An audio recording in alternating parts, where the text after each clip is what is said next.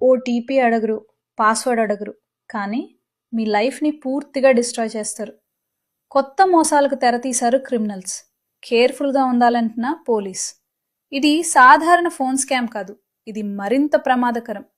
వాళ్ళు మీ డబ్బు, OTP, password అడగరు. వాళ్ళు కోరేది మీ మంచితనం మాత్రమే. ఇటీవల మాల్స్, మెట్రో స్టేషన్స్, మార్కెట్స్ లాంటి పబ్లిక్ ప్లేసెస్లో ఒక కొత్త మోసం జరుగుతోంది.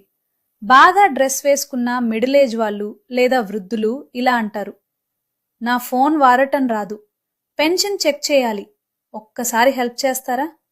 మీరు మంచిగా హెల్ప్ చేయాలని ఫోన్ మీ చేతిలో తీసుకుంటారు. అసలు ప్రమాదం అక్కడి నుంచే మొదలవుతుంది.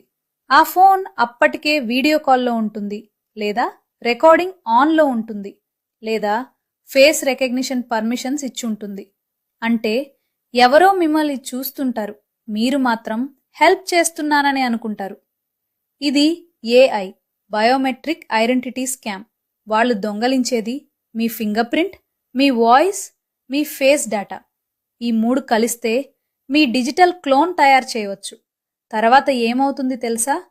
మీ పేరుతో online loans, credit finance, instant cash loans, face మరియు వాయిస్ వెరిఫికేషన్ ఆటోమేటిక్గా పాస్ అవుతుంది.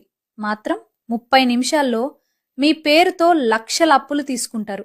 మీ డబ్బు పోదు, కానీ మీరు అప్పుల్లో మునిగిపోతారు.